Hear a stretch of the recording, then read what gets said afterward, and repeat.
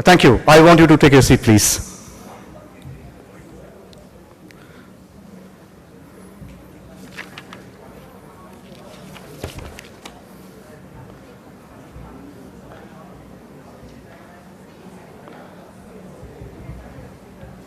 Ladies and gentlemen, please join me in giving a huge round of applause in welcoming our Industrial Minister, Sri M.B. Patil.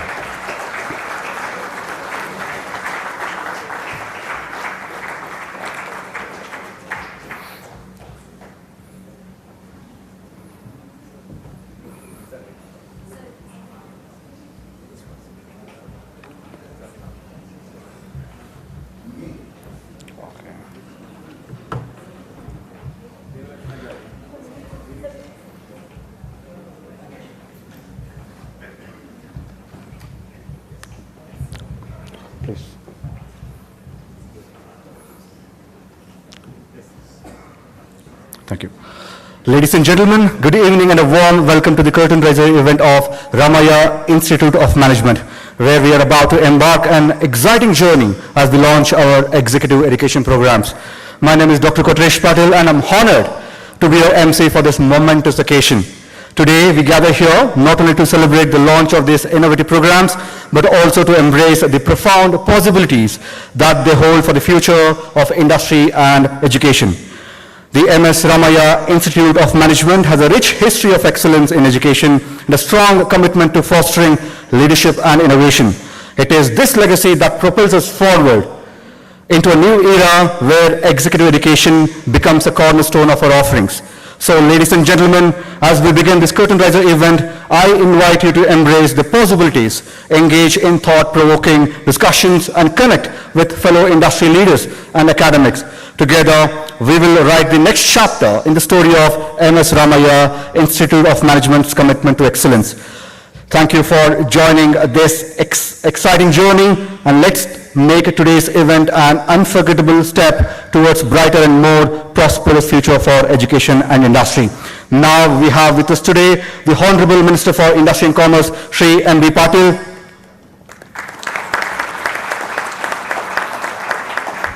Dr. S. Devarajan, President, BCIC. Sri M.R. Anandaram, Director, Ramaiah Institute of Management and Trustee, Gokul Education Foundation. Sri B.S. Ramaprasad, Chief Executive, Gokul Education Foundation. Sri Vinit Verma, Senior VP, BCIC. Dr. Manasamagabhushanam, Director, Academic Research, Ramaiah Institute of Management. Now I kindly request everyone to please rise from your seat and join us in standing as we sing the Ramaiah anthem. This anthem not only represents our rich heritage and values, but also symbolizes our collective commitment to excellence and innovation in education. So without further ado, please stand. Let us all unite our voices in celebration and honor of this esteemed institution.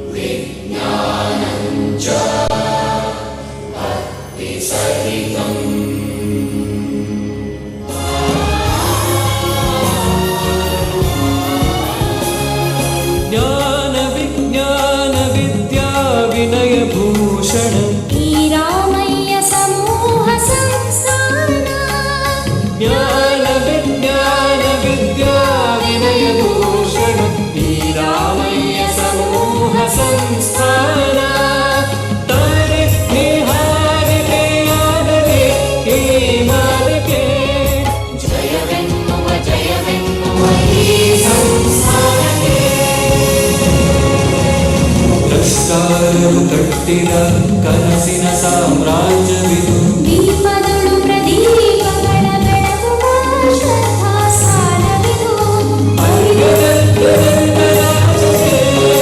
ಬೆಗೆಯುವ ಸಂಪನ್ಮೂಲವಿದು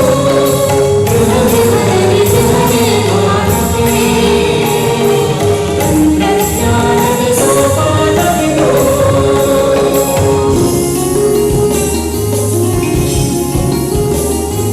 ಮಿತಿಯಿಲ್ಲದ ಅಮಿತ ಜ್ಞಾನವೇ ಸಾಧನ ಕ್ಷೇತ್ರವಿದು ಪ್ರತಿಭೆಯ ಸಾಧನೆ ಮಾಡಲು ಸ್ಫೂರ್ತಿಯ ಕೇಂದ್ರವಿದು ಅಜ್ಞಾನದ ಕತ್ತಲೆ ನೀಡುವ ಸಜ್ಞಾನದ ಸೂರ್ಯನ ರಶ್ಮಿಯಿದು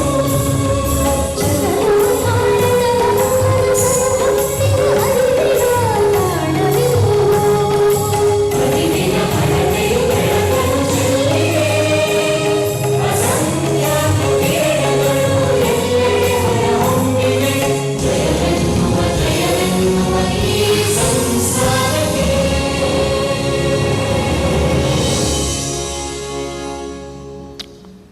Thank you. Now we request all our esteemed dignitaries to come forward and participate in lighting the lamp and offer a floral tribute to our founder, Dr. M.S. Ramaiah.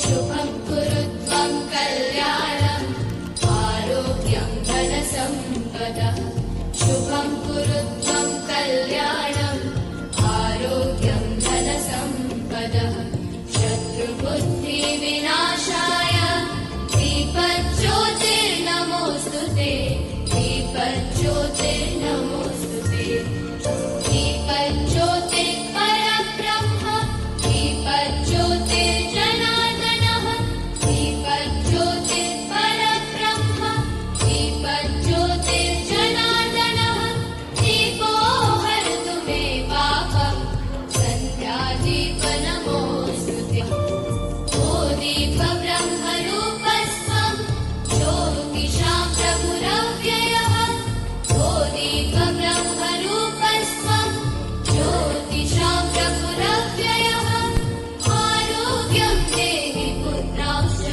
मतिं स्वच्छां मे सदा रवेरस्तं समारभ्य यावत् सूर्योदयो भवेत् रवेरस्तं समारभ्य यावत् सूर्योदयो भवेत् यस्य तिष्ठे गृहे दीपः तस्य नास्ति दरिद्रता शुभं कुरुत्वं कल्याणम् आरोग्यं धनसम्पदः शुभं कुरुत्वं कल्याणम् आरोग्यं धनसम्पदः शत्रुबुद्धिविनाशाय दीपज्योतिर्नमोऽस्तु ते दीपज्योतिर्नमोऽस्तु ते शुभं कुरुत्वं कल्याणम् आरोग्यं धनसम्पदः शुभं कुरुत्वं कल्याणम् आरोग्यं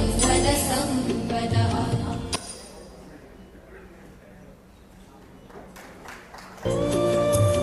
शुभं कुरुत्वं कल्याणम् आरोग्यं धनसम्पदः शुभं कुरुत्वं कल्याणम् आरोग्यं धनसम्पदः शत्रुबुद्धिविनाशाय दीपज्योतिर्नमोऽस्तु ते दीपज्योतिर्नमोऽस्तु ते दीपज्योतिर्परब्रह्म दीपज्योतिर्जनार्दनः दीपज्योतिर्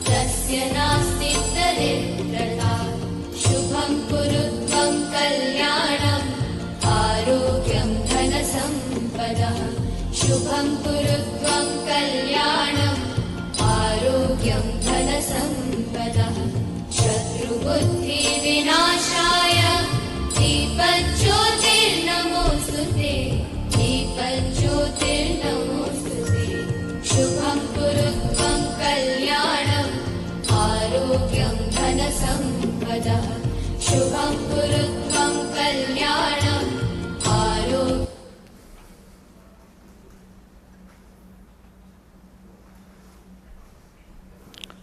Thank you, gentlemen and ladies. Now I request Dr. Manasa Nagabhushanam, Director, Ramaiah Institute of Management, to hand over the saplings to all our esteemed guests as a token of love and respect from Ramaiah Institute of Management.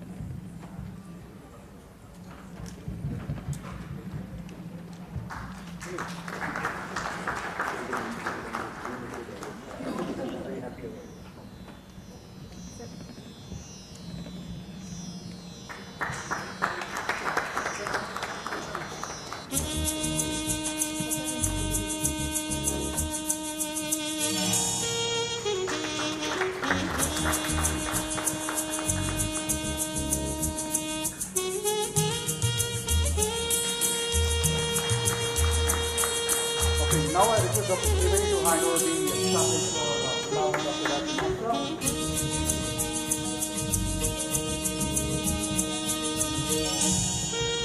No, come on. Please.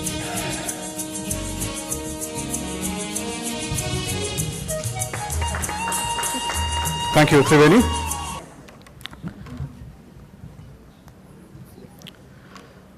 Now I request Dr. Trivedi to hand over a sapling to Sampangi Ram, our CFO, Ramaiah Institute of Management and Gokul Education Foundation. Oh, Director. My bad, Sampangi Ram, sir, Director, Ramaiah Institute of Management and Gokul Education Foundation.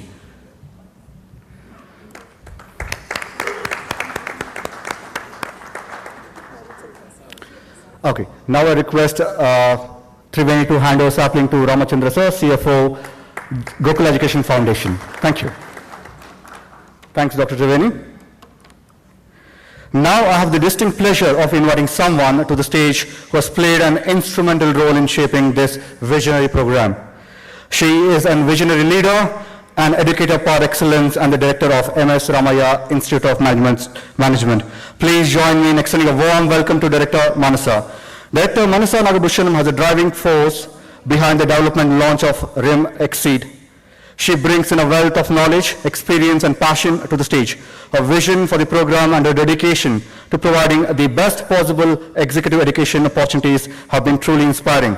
Ladies and gentlemen, please join me in giving a warm round of applause as we welcome Director Manasa Nagabhushanam to share her insights about RM XCEED.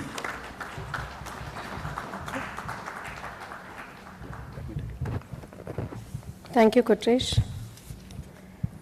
Good evening. Elrigu namaskara. Namaskara, sir. A warm welcome to our Honorable Minister, Shri M.B. Patil, our Director, Shri Anandram, sir, Dr. Devarajan, the President of BCIC, our Chief Executive, Shri B.S. Ramprasad, sir, Shri Vineet Verma, who is the Senior Vice President of BCIC. We also have with us Sampangi Ramaiah, sir, who is one of our trustees. And we also have G. Ramachandra, our Chief of Finance, and all the distinguished members present in this August gathering. Hearty welcome to you on behalf of the Gokula Education Foundation and the Ramaiah Institute of Management. Ramaiah Institute of Management has now completed 30 years And in these 30 years, there were several milestones in the journey of establishing itself as one of the most sought of business school in India. To mention a few, we received the diamond rating by QSI Gauge. We received MBA accreditation for the second time with a very good score. And we have been awarded by the MHRD for best practices, wherein we have introduced students to a startup culture.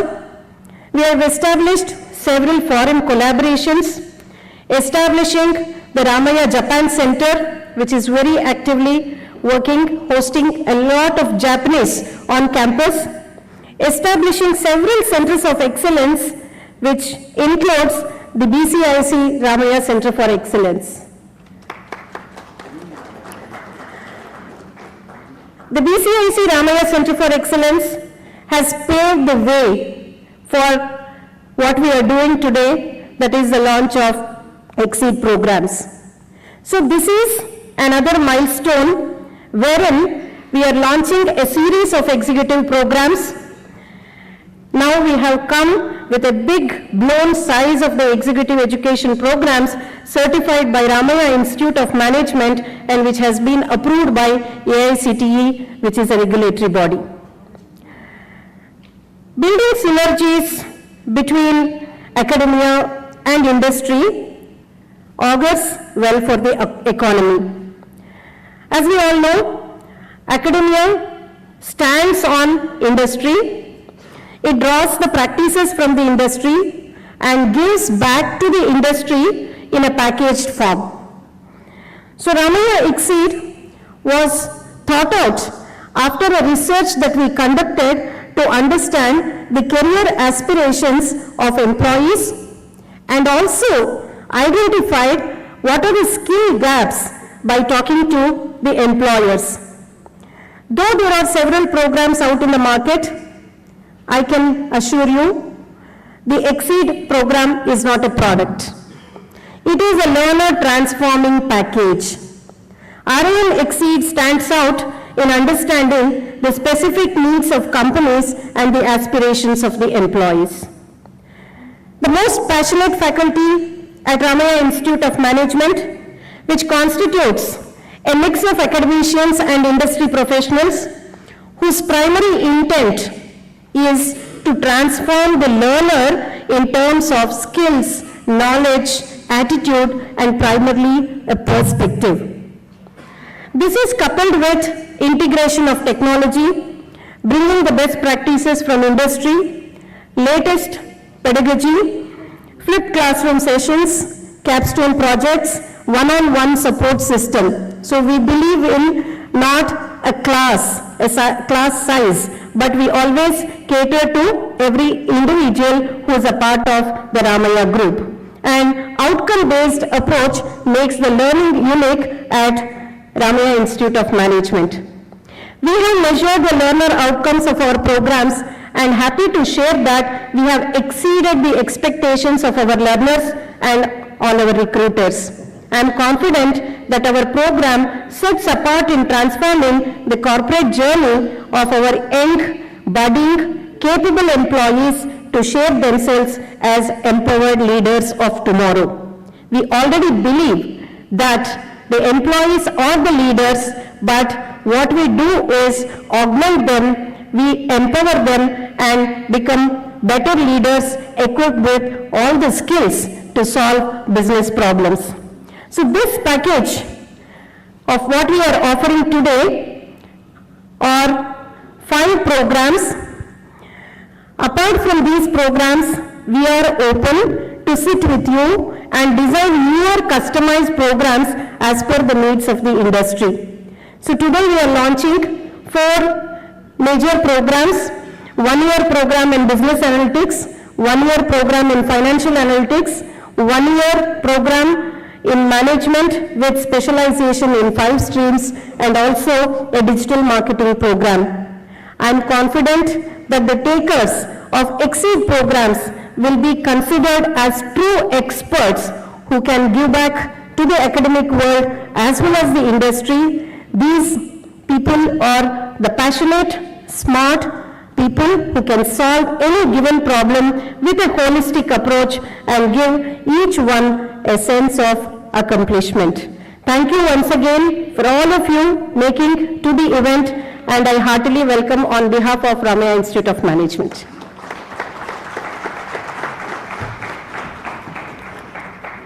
Thank you, Director Manasa, for setting the right tone for this evening. Ladies and gentlemen, to officially welcome you all and set the right tone for today's proceedings, we have the privilege of inviting someone whose leadership and dedication have been instrumental in shaping the future of our institution. Shri B.S. Ramaprasad is not only a visionary leader, but also a distinguished advocate for education and innovation. His remarkable leadership as an IAS officer has paved the way for dynamic collaboration and transformative initiatives in the field of education at the policy and grassroots level. Under his guidance, Gokula Education Foundation has played a pivotal role in advancing the cause of education, and today we are privileged to have him with us. Ladies and gentlemen, please join me in giving a warm round of applause as we welcome a Chief Executive, Gokula Education Foundation, Shri B.S. Ramaprasad, to the stage to deliver the welcome address to significant gathering.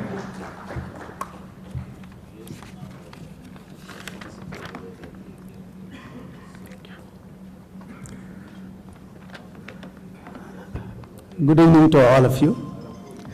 Esteemed Chief Guest, Shri M.P. Patil, Honorable Minister for Industries and Commerce, Government of Karnataka, Dr. Devarajan, he is the President of BCIC and Senior Vice President of TVS,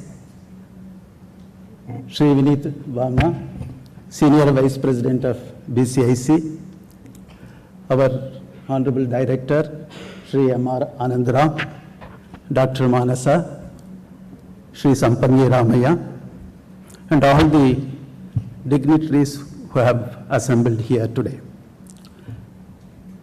I am delighted to take part in this event, and I deem it a privilege to extend warm welcome to all the dignitaries on the dais and also distinguished guests of the dais.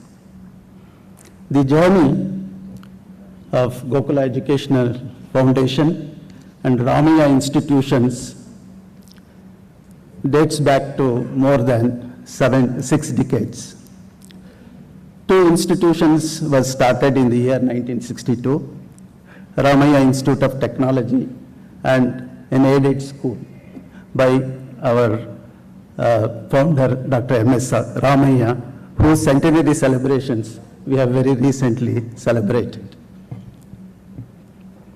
Then, today, we have around 27 institutions flourishing in one campus with more than 22,000 students. I am very happy and proud to say that most of our institutions have scaled greater heights in academic excellence and mentoring of the students.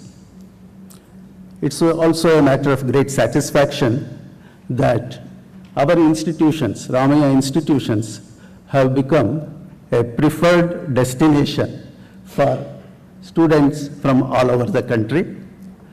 Today we are participating in a very unique event. This is a new milestone, a landmark for management education and our Ramaiah Institute of Management. Thank you very much for all of you. Today, we observe an unprecedented growth in the economy. Though there are several players, primarily economy is driven by industry and business. We also know well that the captains of industries, CEOs, senior executives have contributed immensely for this growth of economy in the industries. And their formative years they spend in educational institution like ours, and there are many educational like institutions. And over the years, they emerge as leaders and seasoned experts in their respective industries and business areas. However, if we see the present scenario, what is extremely important for all of us and a challenge and opportunity also is that institutions cannot stagnate. They should continue to contribute to the growth of the industry by providing the talent the industries need. Both these entities cannot work in silos. The academia should leverage the industry expertise, and the industry should get the academia expertise. This is the need of the hour. We have been talking about the academia and industry interaction for so many decades now, and we have been working towards it. My personal feeling is that with limited success. Ramaiah Institute of Management has realized this synergy and working towards a more closer interaction with industry. A major event, a major step we have taken in this direction is a very strong bond we have with BCIC, a premier industry body setting direction for the country.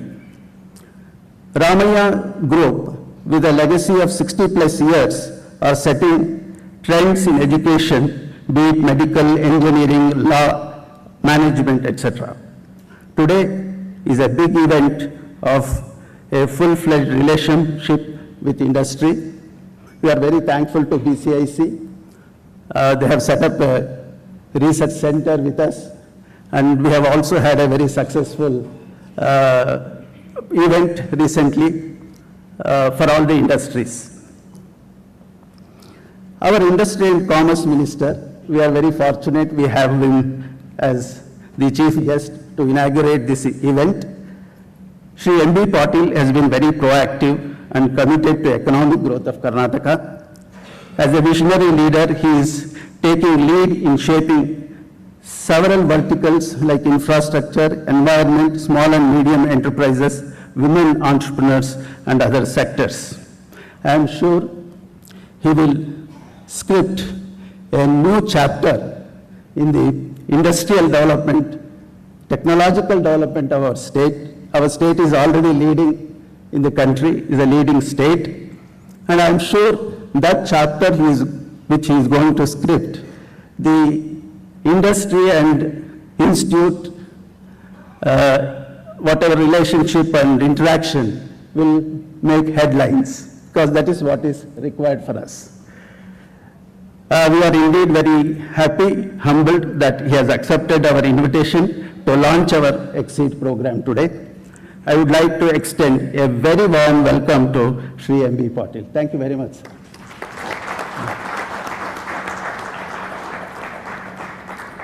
BCIC has been playing a very important role in supporting us and enabling us to become an industry-friendly institution. As I've just mentioned, we have had many joint programs have already been launched. There are many to come, I am sure. The relationship has created a new thinking amongst our faculty and students, and an ecosystem has been created already. Dr. Devarajan, Senior Vice President of TVS Motors, who is the President of BCIC, is with us, and I extend a warm welcome to him. Our Director, M. Anandra, he is a trustee and also Director of Ramaiah Institute of Management. He has provided solid support to us. Without his support, guidance, I think Ramaiah Institute of Management would not have made such strides in the area of management education. I extend a very warm welcome to our Director, Sri Ramaiah. Today we have with us Sri Vineet Vama. He is the Senior Director of BCIC. Actually, he has also been helpful to organize this event also in many ways. I extend a very, very, very warm welcome to you, sir. Today we have with us Sri Sampangi Ramaiah. He is an honorable trustee of Gokula Education Foundation. I extend warm welcome to you, sir.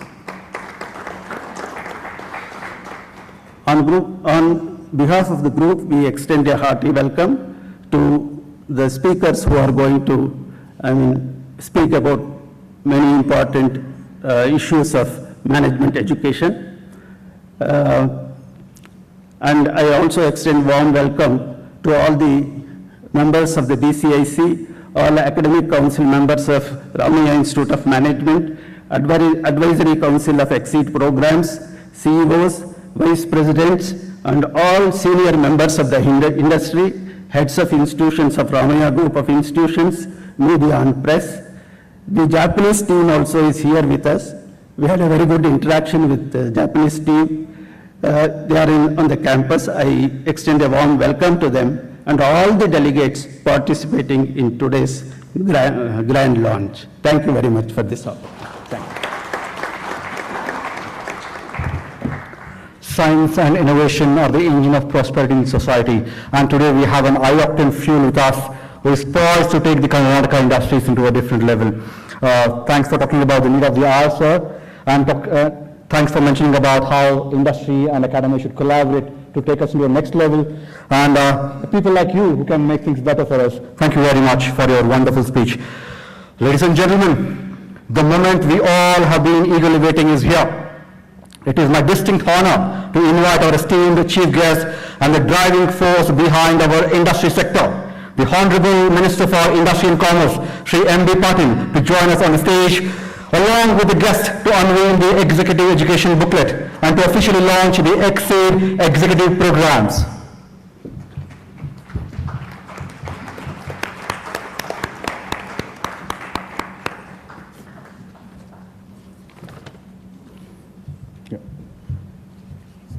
Yes.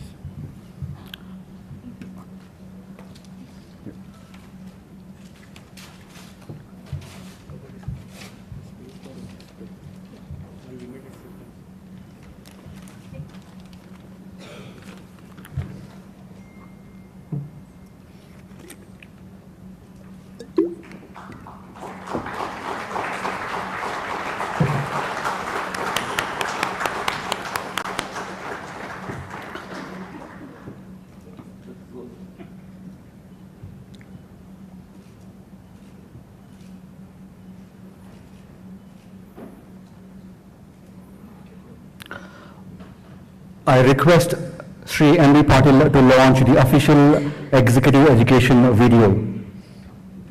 Can we turn off the lights, please?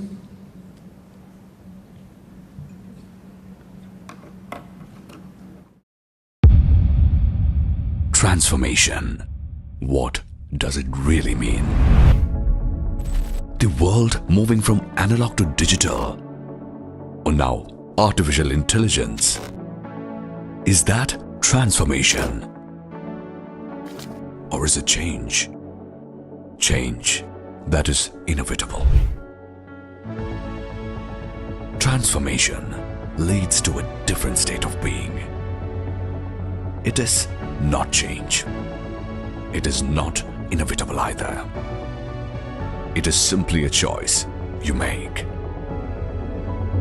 If career transformation is on your mind, choose that professional journey with upskilling programs by Ramaiah XCEED.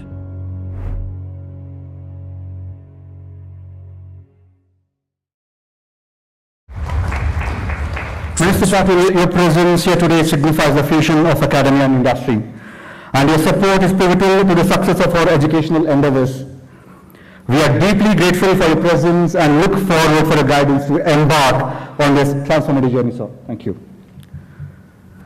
Ladies and gentlemen, we have now reached a significant moment in our program, that one we were eagerly waiting and anticipating. I am privileged to invite our esteemed chief guest, the Honorable Minister for Industry and Commerce, Shri M.B. Patil, to deliver the inaugural address to this curtain raiser event for the executive education programs. So, stage is yours.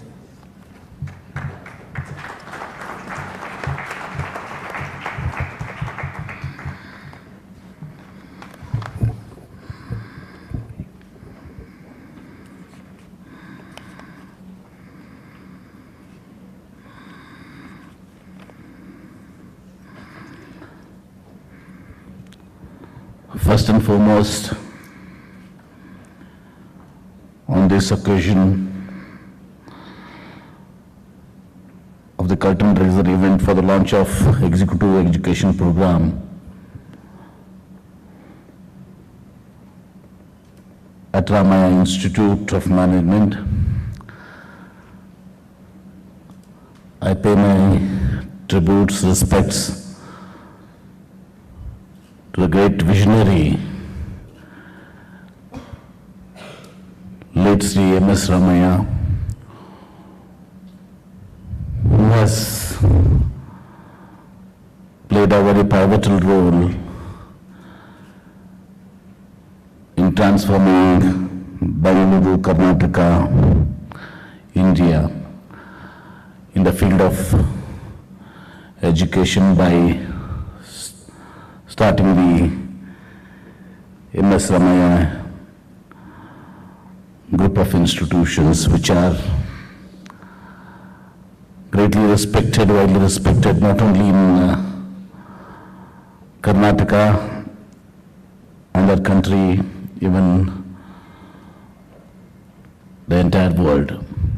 M.S. Ramaiah institutions, more particularly the M.S. Ramaiah Medical College and M.S. Ramaiah Dental Colleges and M.S. Ramaiah Institute of Technology and the other group of institutions, they have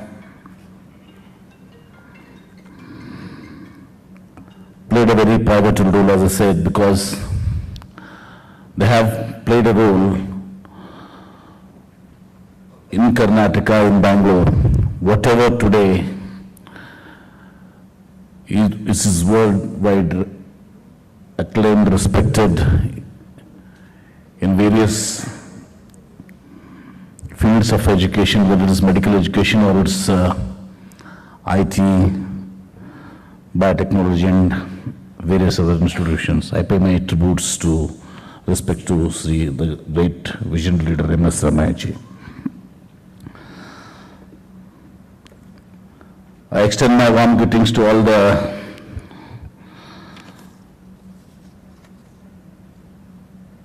distinguished guests, the guest of honor, Sri S. Devarajan, Senior Vice President of TVS Motors Company Limited, the President of this occasion and Director and Trustee of Gokula Education Foundation, CMR Anand Ramji, and our Trustee of the Gokula Education Foundation, Elder Senior Sri Sampangi Ramji,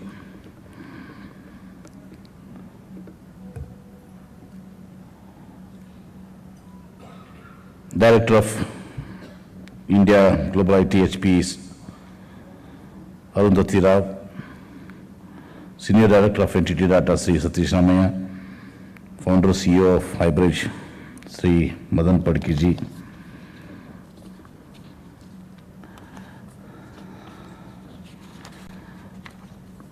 all the distinguished guests, eminent industry leaders, faculty members and students who are gathered here.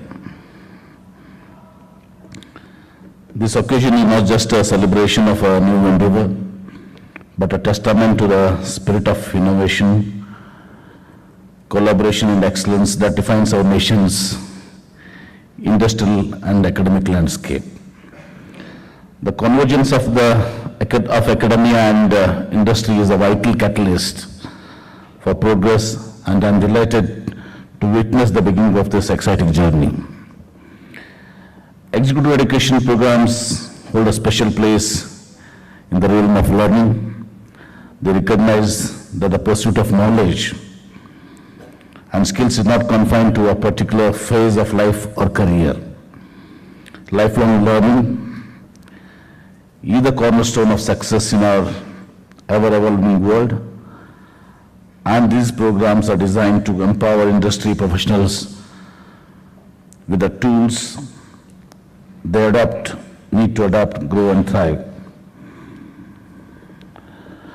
Today, M.S. Ramaiah Institute of Management has unveiled 4 executive education programs which have been recognized by the All India Council of Technical Education. And I am very proud and happy to be part of this occasion. Allow me to emphasize the significance of this initiative. A, the knowledge transfer. Executive education programs bridge the gap between theoretical knowledge and practical application. They facilitate the transfer of expertise from seasoned professionals and academics to the leaders and decision makers for tomorrow. B, the economic growth. A well-trained and adaptable workforce is a key driver for economic growth. These programs will equip industry professionals with the skills needed to spearhead innovation, improve productivity, and foster sustainable business practices. To seek global competitiveness in today's globalized world, it is essential for our industries to remain competitive on a global scale. Executive education programs with a global perspective help our professionals understand and navigate international markets. D, the collaboration. This launch is a testament to the collaborative spirit between academia and industry. It underscores the importance of partnerships between educational institutions and business to foster an ecosystem of growth and development. As the Industries Minister, I have promised all the industry leaders in the meeting as well as various interaction. Our government here will form a high-level committee, a group of ministers from higher education ministers to the industries ministers to the small-scale industries minister, the skill development minister, and even involving the health ministry also, both for the ministerial level and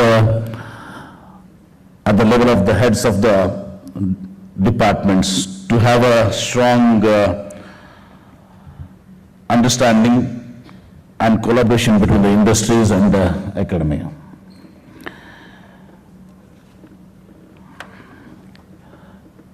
Either innovation and research, education is not just about imparting knowledge, it's about fostering creativity and research. By engaging in executive education, professionals contribute to the advancement of industry-specific knowledge and innovation. I want to commend the Ramaiah Institute of Management for taking this visionary step toward promoting executive education. Your commitment to providing world-class education that meets the evolving needs of our industries is commendable. I encourage other educational institutions and industries to follow this example and invest in the development of our human capital. To the industry leaders present here, I ask you to embrace these executive education programs as an opportunity to invest in the continuous learning and development of our workforce. By doing so, you not only enrich their lives and careers of your employees, but also contribute to the sustained growth and competitiveness of your organizations. In closing, I would like to congratulate MS Ramaiah Institute of Management on this significant milestone. As we embark on this journey of executive education, let us remember that knowledge is a powerful tool and education is the cornerstone of progress.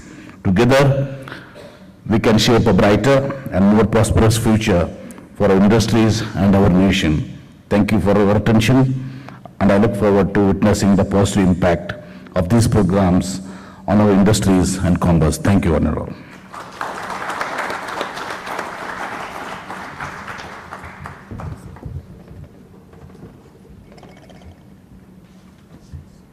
Thank you, sir. Minister Patil, your presence here today is a testament to the importance of education and industry collaboration. We are deeply honored by your presence, insights, and words of inspiration as we commence this exciting journey. Since time is limited and precious, Minister Patil will take few questions from you people, if you have any. Any questions? Okay, we have one over there. Time is very limited, 2 or 3 questions. We encourage you to do this one later in the networking dinner session. But Minister will address 2 or 3 questions right now. Quick. There. Since it's very difficult man to get and very important for us to have a direct idea about what is going through at the policies level. Sir, thank you very much for this opportunity. And our honorable government from Karnataka is taking certain new initiatives which is far different from what is happening across the country now. What are those new initiatives that will add further value to our whole education system, sir, vis-a-vis NEP, vis-a-vis our state education policy that is coming up? I made it very clear in my earlier industries meetings as well as through the media. Today we are in a very competitive world, not only in the entire world, even inside our country also. Karnataka has a ecosystem of its own. It has its own heritage and its own reputation worldwide. Not only in India, the entire world looks at us. As the industries minister, I have always already unveiled the most important thing is, one is, apart from the Invest Karnataka Forum, which was earlier there from time to time, where all the industry leaders will be there in the Invest Karnataka Forum, we have formed a strategic committee also. And more importantly, apart from the strategic committee, we have identified 9 vision groups. These vision groups like aerospace and defense and various other emerging technologies as well as automobiles and all these things, we are having a vision group which will advise the government to be the world leaders, the Karnataka to be the world leaders, and Bangalore is a preferred destination for IT and BT. Today we have to move towards the manufacturing thing which we are lacking behind. And manufacturing is one area we are going to have a thrust now. So we should also have excel in the manufacturing sector also. And we are now changing the way our single window clearances are there. Single window was when you say, this is what many windows. Now we have to make it a foolproof studies, various models also, and making it so that the time what you have consumed, now at least you should reduce it to the half of that in the first phase. And apart from the ease of doing business also, we have this one we are unveiling the new industrial policy also as desired by our Honorable Chief Minister, giving prominence to exports also. And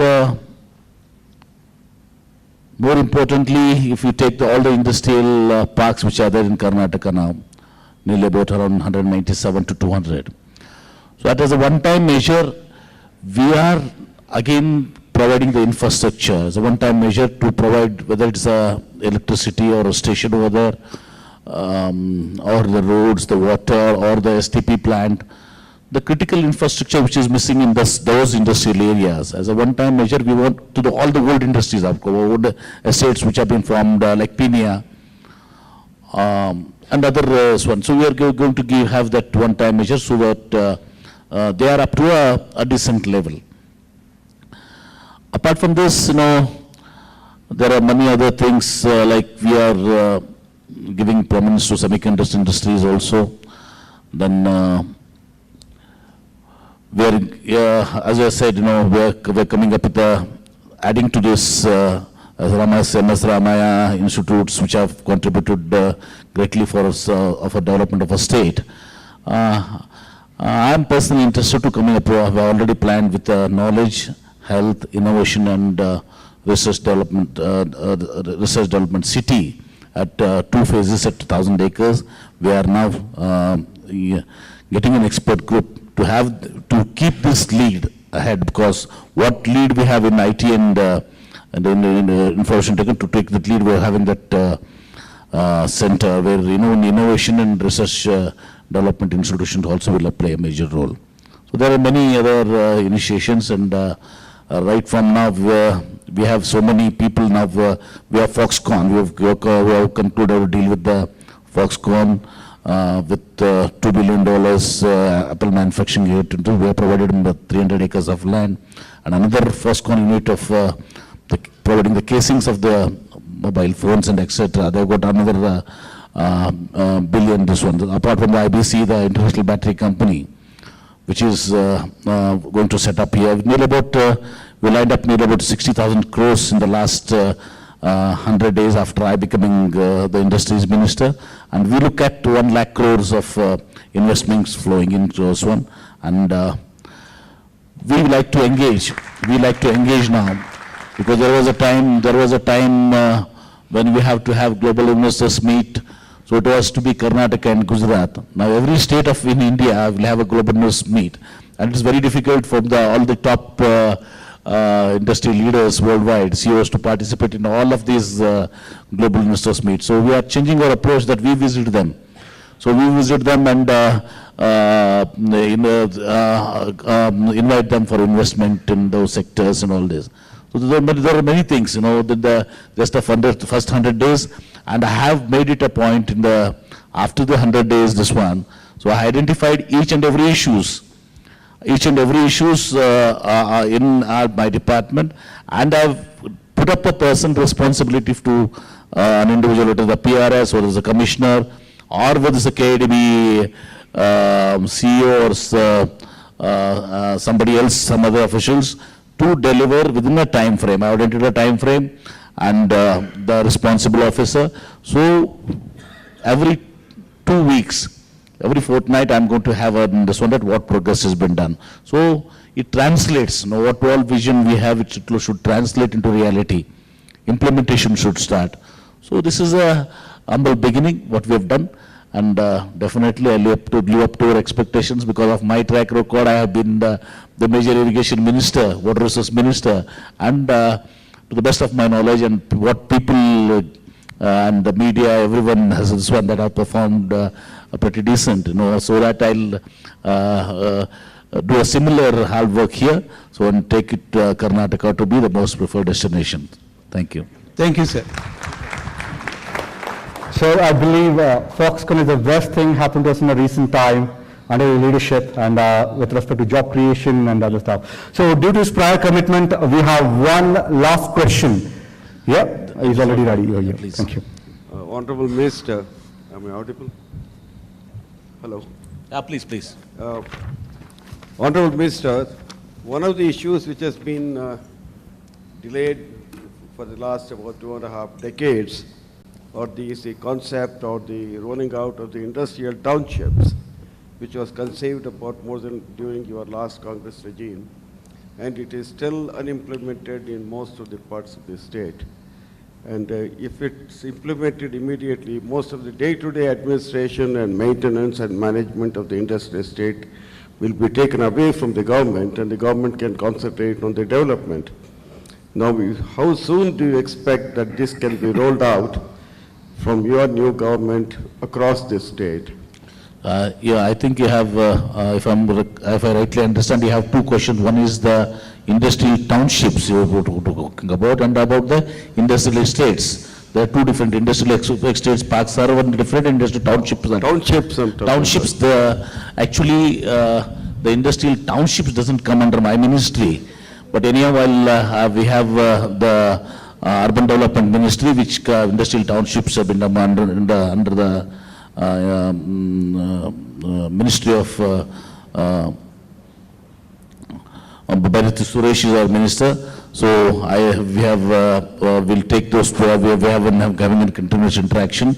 So we'll see that this industrial whatever the townships will to come up, so that it will cater to the needs of the industries in those respected areas.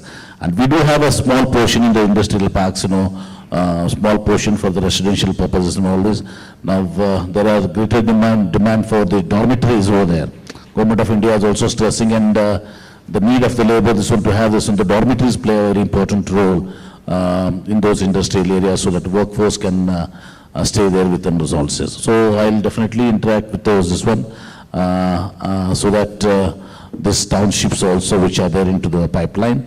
So we'll see that. I'll go talk to the concerned ministry, the minister, and see that those are speeded up. Thank you. Sir, one last question. So, I am Ravi Kumar. I am president of Karnataka Management Association. So this question is regarding education. Since you yourself, you are running many reputed education institutions, and as a part of one of the main leader in the present government, what are your views and suggestions as an alternative education policy? Because your present government, you are not in agreement with the NEP brought out by sir, central we will try to restrict to the theme of today's evening, and we will... One second, I'll just like to answer. See, he is asking about the NEP. The NEP policy, this has been a thing which the government of India has come up with the NEP policy, and our state we have been in disagreement or whatever this one. We have to be debated into all this. Our chief minister and the education minister will take a holistic call, so that the pros and cons of getting into, although it doesn't come to my minister and as a part of the government. See, I understand what your question is. The NEP is one. So there are two opinions there. In a democratic setup, there has to be two opinions, and there are political opinions also into this. And what best suits our state is going to be, because Karnataka, we have been the pioneers in education. So when when we had medical colleges, as I am also a president of an education institution like Ramaiah in Bijapur, although not that as big as MS Ramaiah, but it's around 30,000 students study. We have a medical school. I'm the president of a medical school, and it's a deemed university also. So we have been pioneers into private education. So in Karnataka, when nowhere in any other state, whether it's Andhra, whether it's Maharashtra, didn't have medical colleges or engineering colleges or other institutions, we had it in the 60s, 70s, 80s and all this. Whether it's JNMC Belgaum, the medical college in 60 years old, Gulbarga Veda, so medical college is 60 years old. So Ramaiah and I think we were a little later. Ours was 1986 or 1984? 79, yeah. 79, so like that, we are pioneers. Now we know how strong we are. So we can have our own Karnataka education policy also, nothing wrong, because we have driven in the later 90s. In the 90s, we have institutions elsewhere in Maharashtra, Andhra Pradesh and Tamil Nadu. Before this, all this, state students used to come to Karnataka. So we have that natural advantage, and we will take a call which is in the best interest of the state. Thank you, sir. Thank you, ladies and gentlemen. Thank you. Done. Thank you. Thanks for that. Ladies and gentlemen, our event today is graced by the presence of a distinguished guest, a leader whose contribution to our industry and business committee have been truly remarkable. I am delighted to invite our guest of honor, Dr. S. Devarajan, the President of the Bangalore Chamber of Industry and Commerce, to share his valuable insights and address this gathering at this curtain raiser event for Executive Education Program at MS Ramaiah Institute of Management. Dr. Devarajan's extensive experience and profound knowledge of the business landscape makes him a beacon of wisdom in our midst today. His presence here underscores the strong partnership between our academic institution and the esteemed BCIC. Ladies and gentlemen, please join me in giving a warm and enthusiastic round of applause as we extend heartfelt welcome to Dr. S. Devarajan. Thank you. Thank you.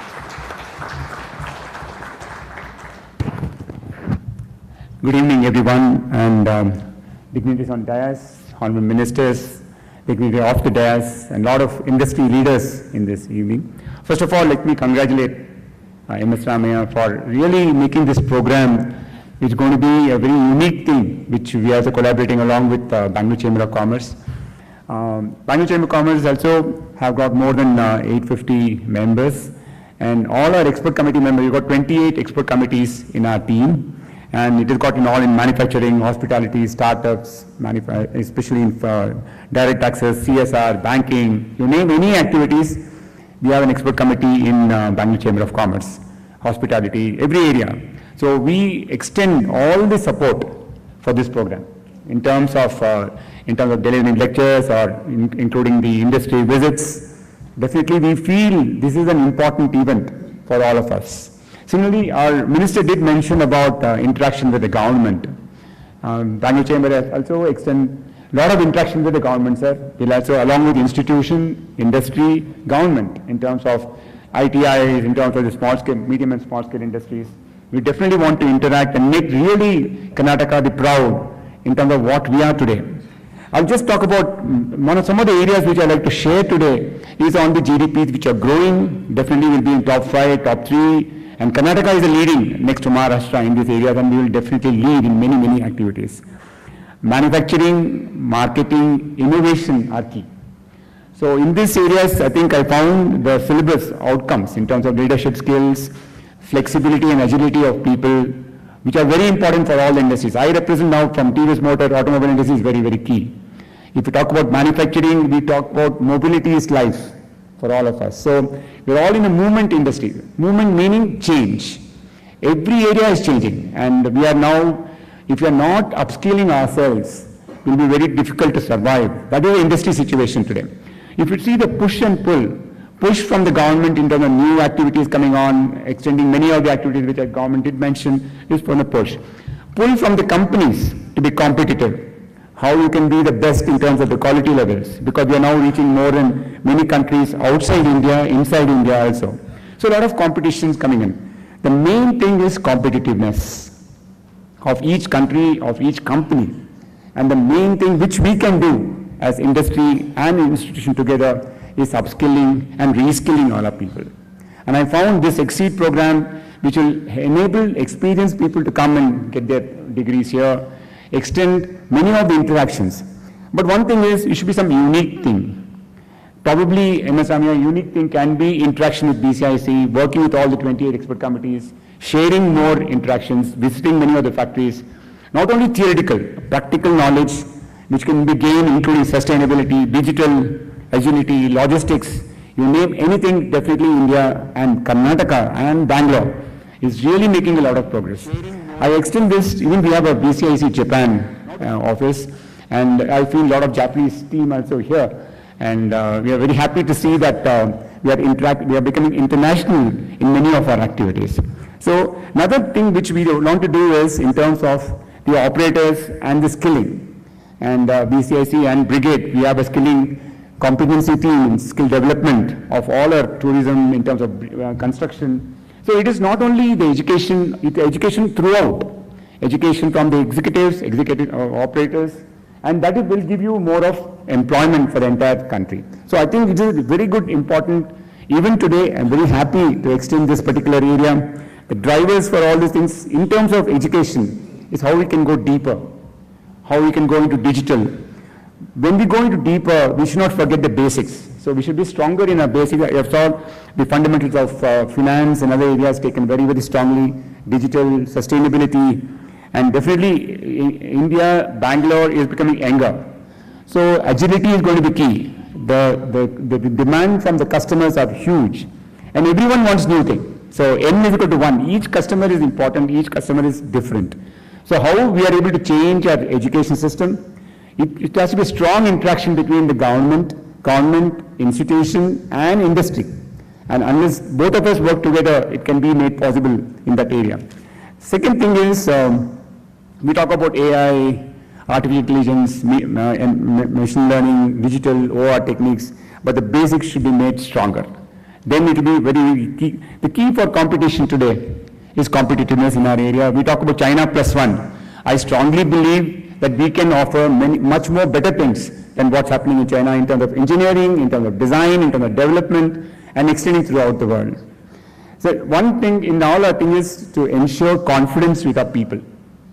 Ensure that the education level, experience level, application level is given more importance in there. We talk about the techniques like TRIS, Lean, Six Sigma, TPM, TQM. I really extend all support from TVS Motor also to make this, because this has to be made into a movement, into small scale industries, medium and small scale industries, and major industries together. So we need to challenge the status quo. So many areas I really look at what can be the positive VUCA. We talk about VUCA world today. We are volatile, uncertain, complex, ambiguous, you don't know what's happening. But let's change, which is education, with the positive government which we have. Let's look into a positive VUCA. How we can be, instead of volatile, let's see what value addition we do. For every customer, including student customer, including industry as a customer, what can be the value addition into it? How can be uncertain change to untapped potential? You have extremely good potential people with us. So how industry, institution can work to tap the untapped potential of all our people. This is the second thing. Third is complex. We talk about complex, I don't know. Let's change to how can be better to the customer. Can it be customer focus? Each customer, each operator is a customer, engineer is a customer, every one of our customer for each other. So we need to, and in terms of ambiguous, let's go into analytical, let's go into digital, and action-oriented, decision taken with analytics in our mind. I think the world is, I think what we talk to, sky is not the limit. We have a lot of opportunity. I extend all the support from Bangalore Chamber of Commerce to this, and really congratulate for the entire team members. It's very difficult to make this happen because a lot of interaction with the requirement of customer, like what Madam did mention about interaction with many of the customer focus. Who is the customer? What are the gaps? I really appreciate this and really wish this program all the best. And we also look forward to work along with the government and along with the institutions to make Karnataka proud. Thank you very much.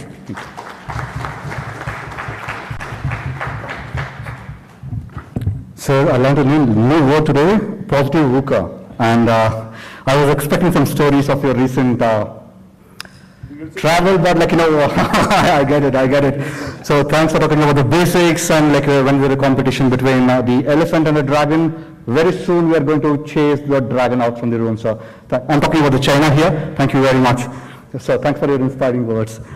Ladies and gentlemen, we have the privilege of having a distinguished leader who has been a driving force behind our institution and its unwavering commitment to education and excellence. It is with great pleasure that I invite Shri M.R. Anandram, the Director and Trustee of Gokul Education Foundation, to deliver the presidential address to this esteemed gathering at XCEED Curtain Riser event. Ladies and gentlemen, please join me in giving a warm and heartfelt round of applause as we extend our warm welcome to Shri M.R. Anandram. So stage is yours. Honorable Minister of Industries and Commerce, Shri M.B. Patil, President of the BCIC, Mr. Devarajan, Mr. Ram Prasad, Mr. Vineet Verma, Dr. Manasa, Sampangi Ramaiah, the Trustee of Gokul Education Foundation, ladies and gentlemen. As we gather here today to celebrate yet another milestone in the journey of Ramaiah Institute of Management, I would like to take you back 3 decades when the institution was formed. Established in the year 1995 by my father, the visionary founder and educationist, Dr. M.S. Ramaiah, the purpose was to establish a state-of-art management institution that helps build leaders of the future. 3 decades later, the institution has grown remarkably, with many of our alumni adding value across industries while playing their part in the nation's progress. See, this can be attributed to 3 factors. First being the idea, the first step taken by my father, the risk-taking ability which we associate with great leaders was profound in my father. His ability to understand the markets allowed him to start one of the first PGDM programs in the state, outside the IIMs. Despite his lack of formal degree, he established the Ramaiah Group, which you see today. The second factor was the value-based system on collaboration. Institutions of today are built on dynamic capital foundation. Our institutions have been able to create, maintain and deliver consistent value due to our human capital. The faculty, our students, our industry friends, our progressive governments together have helped us to stay ahead of the curve in the ever-changing world. Today's launch of the Executive MBA program is the manifestation of our principle. Third factor being the innovation. With the change that we are seeing in the world today, it is important to constantly assess, recalibrate, and reset in order to stay relevant. Today's landscape is all about constant innovation and transformation to stay ahead. As an education institution, we too have to ensure that our curriculum, pedagogy, and ecosystem continues to learn, relearn, unlearn, and upgrade. I thank our industrial partners, our governments, our faculty and students, and the parent fraternity for having faith in us all these years. With all your support, I am confident that we will continue to create future leaders as we move into the era of New India. Thank you very much.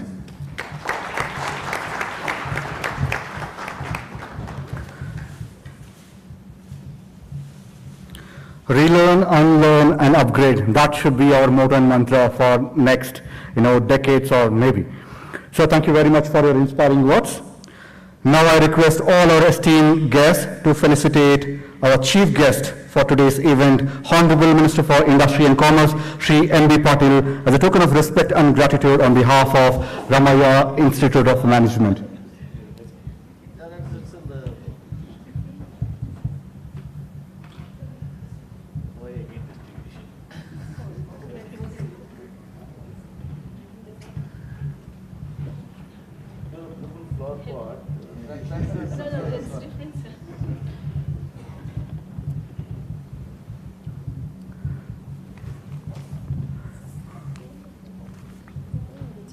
Yes. No.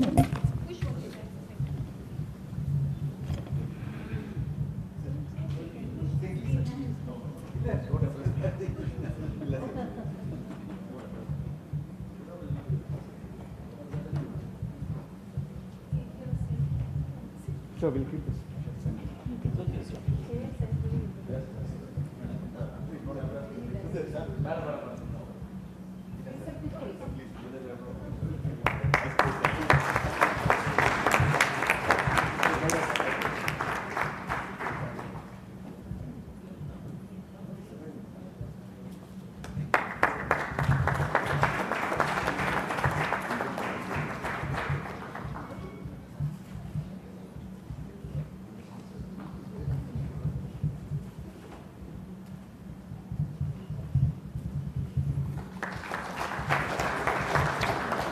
Thank you very much, sir, for accepting our invitation and making it here in spite of all your busy schedule. We are very much thankful for that.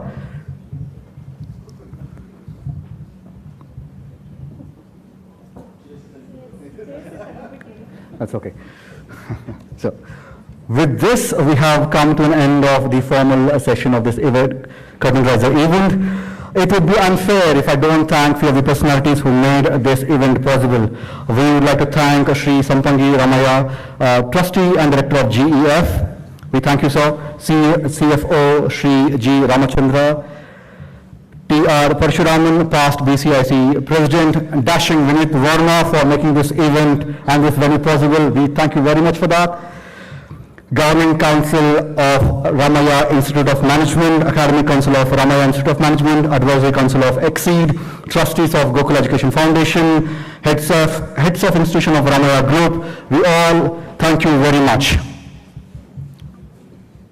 Thank you. Okay, it is followed by industry talks.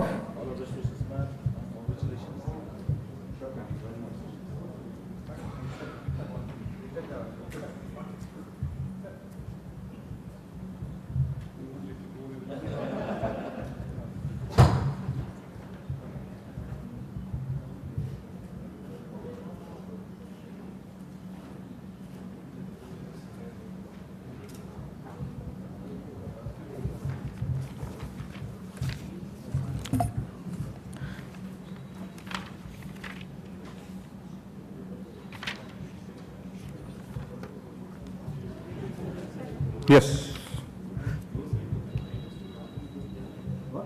No. The industry event is, okay, we have one more event lined up. It's called Industry Talks.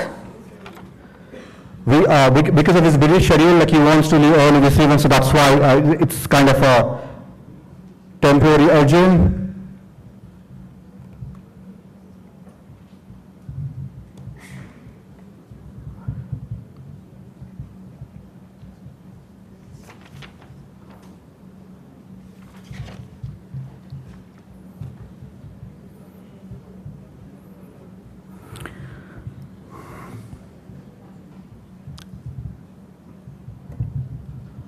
I want someone to clear up all this thing. Okay.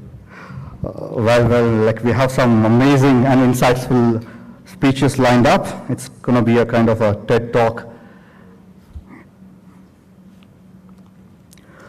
Ladies and gentlemen, our journey into the world of executive education is about to get even more enlightening with a thought leader who has revolutionized the way we pursue career transformation through upskilling. It is an absolute honor to invite Sri Madan Padaki, the founder and the CEO of iBridge, to share his insights on this crucial topic with us here at XCEED Curtain Riser event. Ladies and gentlemen, please join me in giving a warm and enthusiastic round of applause as we extend heartfelt welcome to Sri Madan Padaki. Thank you. Sri Padaki's pioneering work has reshaped the landscape of career development and upskilling, and his expertise will undoubtedly inspire us as we embark on this transformative journey. Sir, the stage is yours.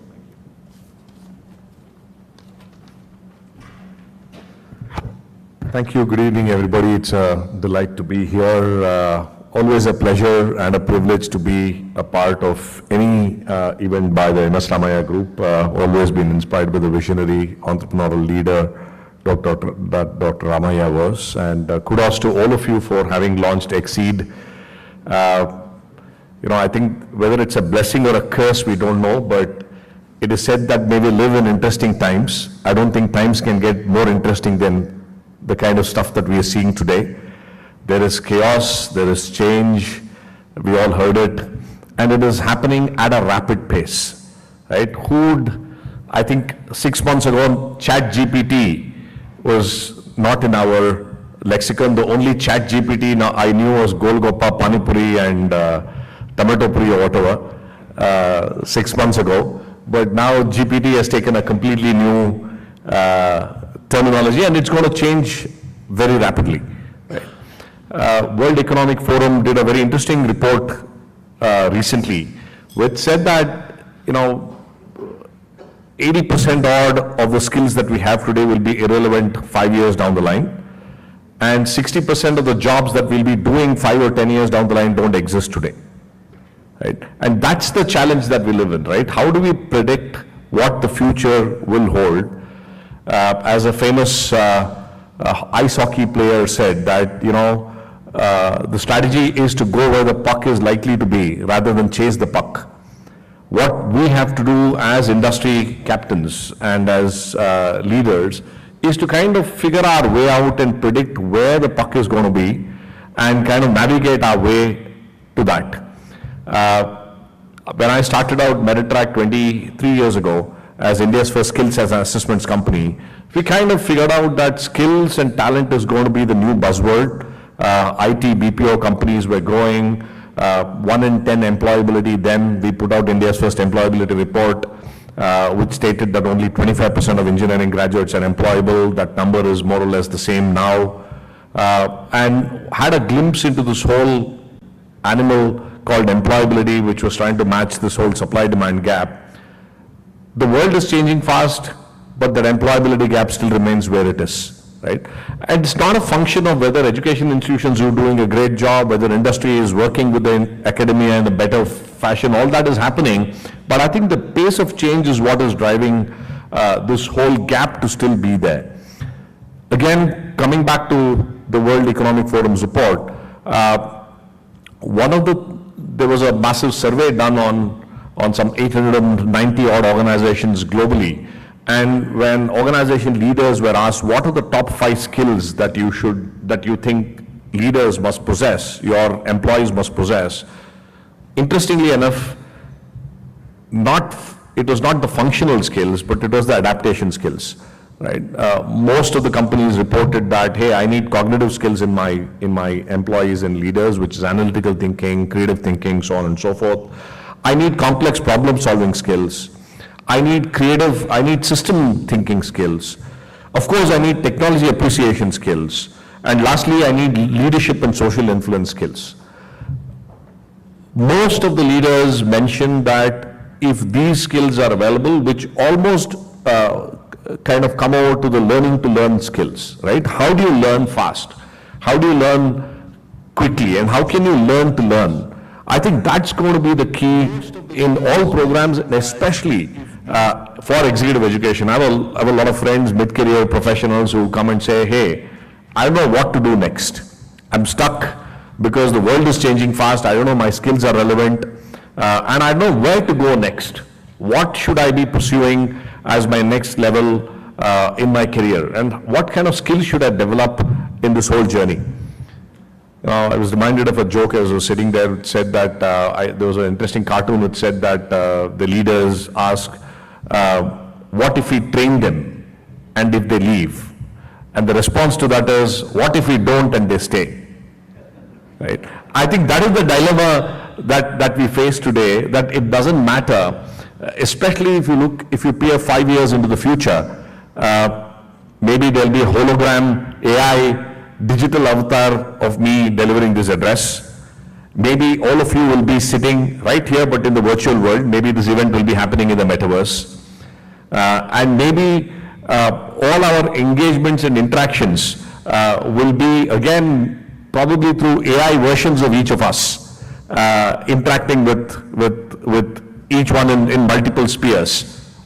We can imagine as crazy ideas as we can, and perhaps that will be the reality, right? So in that world, I think what is being conceptualized here at XCEED takes on a massive, it is of massive importance, because it puts the conversation on saying, what are the skills we as a society and what are the skills we as organizations must value, and how do we then develop those skills, not just for tiny slivers of our organizational needs, but also to create leaders for the country.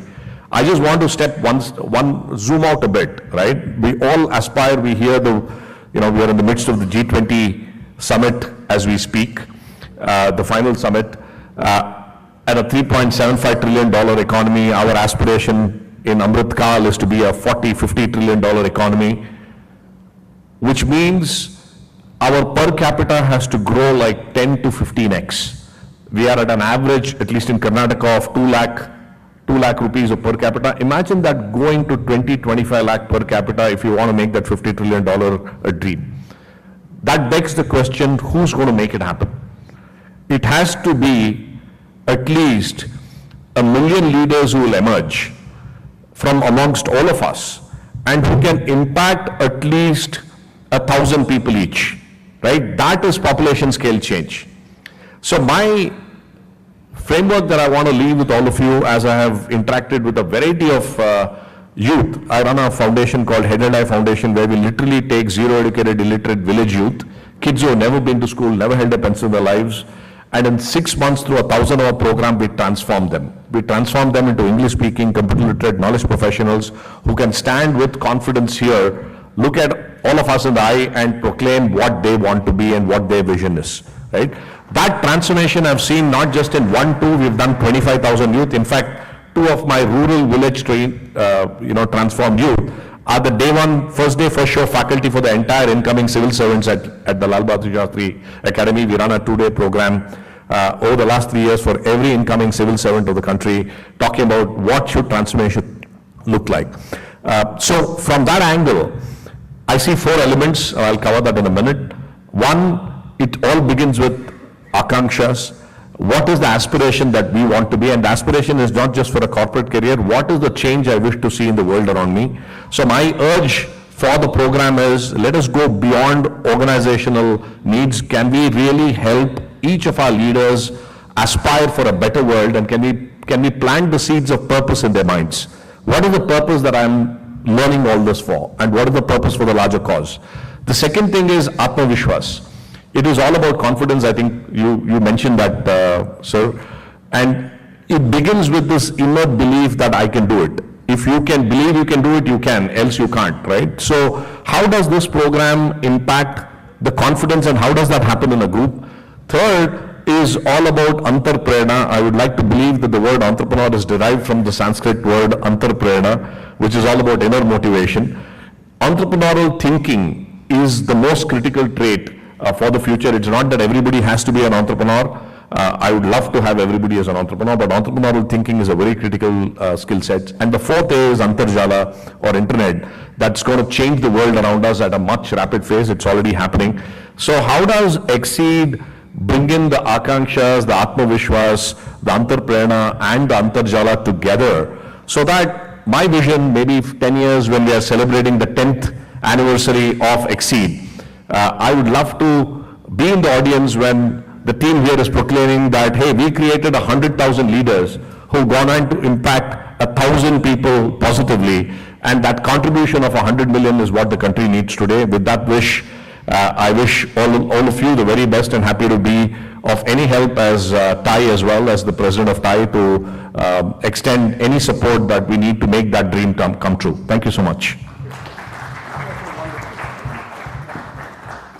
Sir, I have noted down all the points. I will chat GPT it later.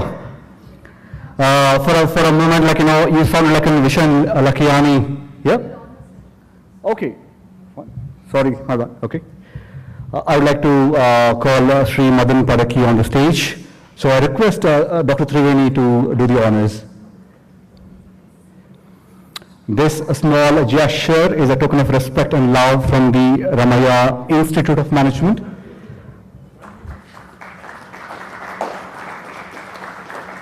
Thank you very much. Thank you very much. Sir, Madan Padaki sir, you sounded like a Vishan Lakiani, how he challenged all the Ivy League colleges with the greatest mind on the earth right now. The hours you mentioned, 600 to 1,000 hours, is all we need to transform a guy from nothing to something else. That's really, really wonderful. And we wish you all the best, and we'll also like to take part in that journey as an institution. Thank you very much. Thank you. So next, we are honored to have a distinguished guest with a wealth of experience in navigating the ever-evolving landscape of skill demands and business strategy. I'm delighted to invite Sri Satish Ramaiah, Senior Director of NTT Data, to share his invaluable insights on strategic response of companies to changing skill demands. Ladies and gentlemen, please join me in giving a warm and enthusiastic round of applause as we extend our heartfelt welcome to Sri Satish Ramaiah. The stage is yours, sir. Very good evening, ladies and gentlemen.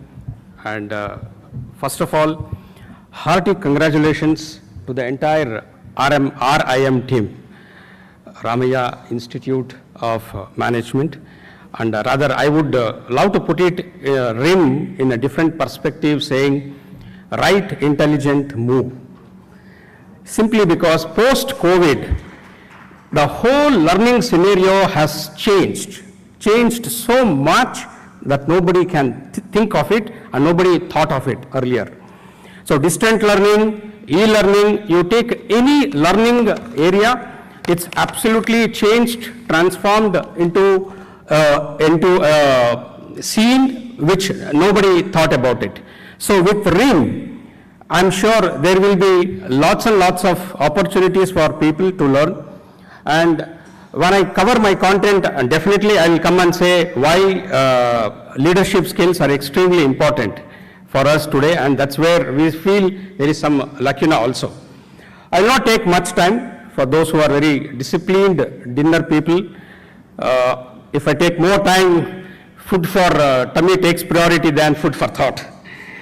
So the topic that's been given to me is strategic response of companies for changing skill demands. If I just slice and dice, make 50-50, if I try to, I'll try to cover the changing skill demands. What is changing in the skill arena or in the skill field? If I'm asked to look at the skill X-ray, there are multiple things which are changing. I will try to simplify for the lack of time and try to put it in a 3x3 dimension of both. What is changing by putting that into 3 elements and what is our response. I'll try to put that into 3 parameters or 3 elements. First, what is changing is variety. It's not that we didn't have variety. We had variety in our skills, but today that variety has gone exponentially high, absolutely high. When you say variety, the skills today involves technical and non-technical, again at a high level. Again, on the technical part, there are multiple things. You name a technology, you have lakhs and lakhs of technology which is available there. And in each of technology, you have various types of skills, whether it is L1 or L2 or L3, etc., etc. So the variety there is too much. It's just too much. On the non-technical part, there are business skills which are required, and there are process skills which are required, and there are domain skills which are required. Like Mr. Devarajan said, he is from TVS. I'm sure his domain expertise will add a lot to the industry segment that he can bring. So that kind of a domain experience is absolutely required. And then there is something which we call as soft skills. So that also is changing, but not much on the positive side, which I can confidently tell you. So on the variety, you have technical skills, business skills, process skills, domain skills, and soft skills. Technical skills, let me tell you, people will learn. It's like when you see the lion, you will run. Nobody will stop even if I pay him 1 crore. So technical technology, either by passion or by pressure, you are bound to learn. And today's changing scenario, there is lots and lots of AI tools which are coming up.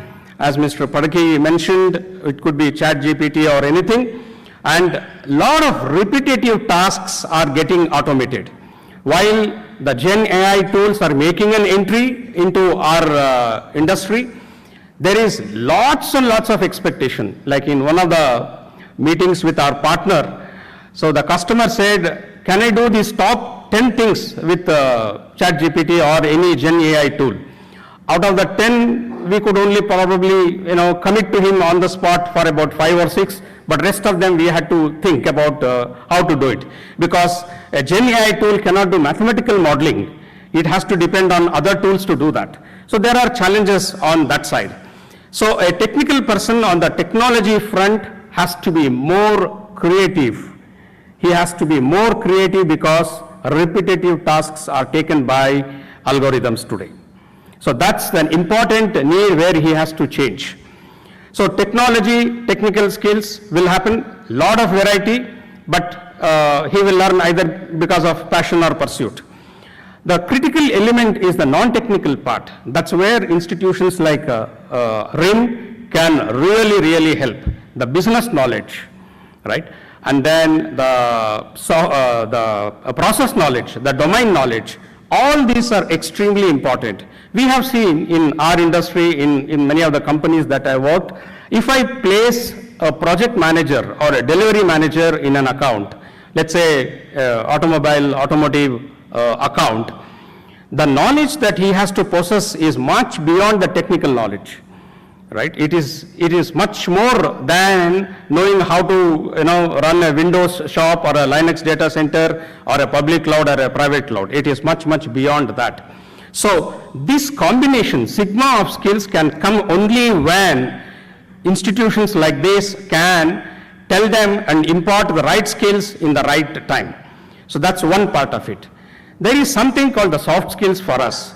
So that is extremely important, and I will come back and cover, when I cover the 3 elements of what are our strategic responses in that. The second aspect on the changing scenario of the skills is quantity with quality. We see skills requirements, sometimes 10 in number, sometimes 10,000 in number. It all depends on the deals that we win. So quantity with quality is extremely important. Whether we adopt a factory model, whether we adopt another model of picking up from another partner, so that decides a lot of things. So the quantity of skills with quality is another parameter which is absolutely changing. The third part is diversity which we are seeing in skills. There is a geo-diversity. We see probably healthcare requests coming from a particular geo a lot because of compliance issues that are happening in that particular country. And we see gender diversity. That's another very big topic which will take hours together. We have to have people with skills and people with gender diversity. It is a diktat and it is a compliance issue.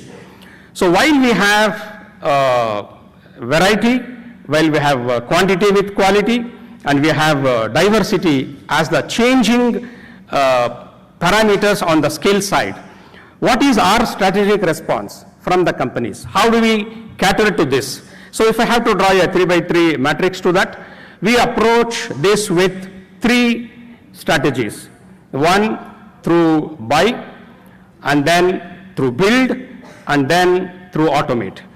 So if I have to take a buy kind of an approach, I will probably try to outsource my particular skill. Like if I have to run a data center skill in Africa which I don't have, I will find a partner and I will outsource to a particular partner there. That is one part of the buy thing for me. And then if I have to look at little improved model, which is a modern model for outsourcing, is crowdsourcing. I will try to give it to people who can do it based on their time, their knowledge, etc. So crowdsourcing is another option where I address my skill demand. But the crowdsourcing will impose or will impact lot of internal policies for me. So as a company, my strategy should be very flexible, because if I go for crowdsourcing, my IT policy should be absolutely altered, because security comes into picture. I will be allowing a third party into my network. He will draw the code, he will dump the code, he will work on the code, he will debug the code. Lot of things can happen there. So my IT policy will have to change. So my strategy in my company have to address that particular arena of the policy there. And then my HR policies have to change, because they are not true employees for me. They are flexible. Even the regular employees are asking for a lot of flexibility. There are people whom I have seen that they are okay to work for 8 months, 9 months, and they categorically voice saying, I want to be on the ship for the next 3 months and 4 months. And they do it. That's their passion. So my HR policies have to change. My strategy has to incorporate all that. And my IT policy, security policies has to change. So those are things which I have to do when I go in for a buy. So I buy the skill on demand. The second strategy that we have is to build the skill. So when we build, that is where I want to talk to the academia and then see if I can do a factory model. We have seen successful experiments where we have pushed a lot of our industry content into the final year syllabus. That has made really wonders for us. So especially Santana Lakshmi, they have to take care of the employees and make sure they are happy so that our customers are happy and we get our margins there. So on the build part, it is challenging. That is where we have to a different skill level by giving both technical and non-technical skills. So collaborative programs like this will be of very useful for us. And when we talk about building within the company, that draws a lot of investment and that draws a lot of interest from the employees. So investment from the employer, interest from the employee, both are key for my successful strategy. It is what we typically see. We are going to talk to customer and say, you have been running your IT with this set of people, can I take them into my organization? So it's neither a sort of buy or a build, but what we call as rebadging. So we will badge those employees into our organization and take them so that the tacit knowledge is not lost. So they will come in and train our people, and then the transition is seamless and smooth. So there is a buy, there is a build, there is a via media of rebadging.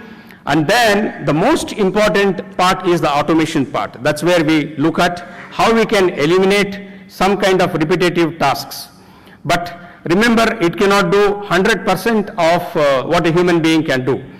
For example, when we put an automation tool to do a particular change management, it definitely requires a human intervention to approve that change. I cannot let a tool implement a change and bring down a data center. So there is a human element in that particular aspect there. So these are the strategies and things that we do as a company. But I want to bring an important factor here that beyond the company, there are certain things which are very common and which run like a common thread to all of us in building certain soft skills which we cannot build successfully. Honestly, to tell you very admittedly, there are skills like people management, leadership skills. Okay, there are skills like failure management. They need to come from their initial upbringing. It cannot happen very fast in an organization for us. So there is a common thread where we all have to work. It is a responsibility of the company. It's a responsibility of an individual and a responsibility of the society. Let them go play cricket. Let them go play football. That is where they learn the failure management. Let them go and participate in events. That is where they become leaders who will build leaders, not followers. So there are many responsibilities for us to build skills, and I urge each one of you to make sure that bring in a culture of learning. This culture, learning culture, is extremely essential at home, at company, and in society. That learning culture is what is going to make a company, an institution, or a society or a country great. So to conclude, I want to say that in the digital world, modern world, the definition of an illiterate person has completely changed. An illiterate person is not one who cannot read and write. He is that gentleman who stops learning, who stops, who does not want to reskill himself. So that's what it is. So thank you so much for the opportunity, and one who reads is one who leads. So please skill, reskill, upskill, and learning is what will fetch us earning. Thank you so much.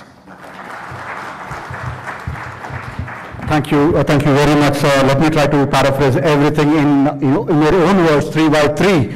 Let me recite the magic words, how they say it in Oscars. It was killer. Thank you very much. In modern day, like, we will not call a person, say about, it's all about what we search, right? Like, there used to be a saying earlier, we are what we eat, and right now we are what we search. Thank you very much for your insightful words. I would like to request Dr. Triveni to hand over a memento from us as a token of love and respect.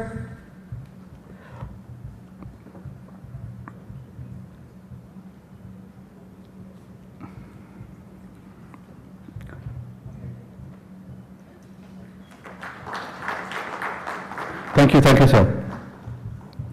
Finally, ladies and gentlemen, we are privileged to have with us today a distinguished guest who has been a driving force in nurturing talent and fostering innovation in IT industry. It is with great pleasure that I invite Ms. Arundhati Rao, Director of Global India IT at HP, to share her valuable insights on the vital topics of upskilling and employee aspiration. Ladies and gentlemen, please join me in giving a warm and enthusiastic round of applause as we extend our heartfelt welcome to Ms. Arundhati Rao. The stage is yours. Please. Oh, thank you very much. Please.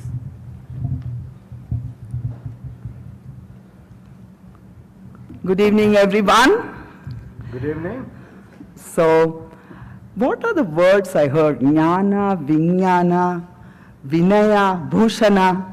Those are the words I heard during that MS Ramaiah anthem, right? So, and the song that was played during the lamp lighting, right? Shubham Kurutvam Kalyanam. So your foundations are so rooted, in the civilizational roots are so strong. I'm sure that, this institute is built on a very, very, very strong foundation, and I was so thrilled, and heart was swelling with pride of what I heard during your anthem and the song that you played during the lamp lighting. And it's so beautiful to hear that, okay? So with that, I want to talk about, some of the stories that I have, that we have created, right?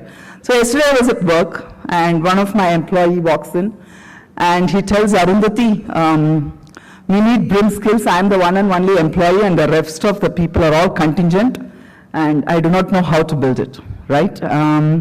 So I told, so what is the skill adjacency that is needed for BRIM? It's an SAP-based hardware as a service tool.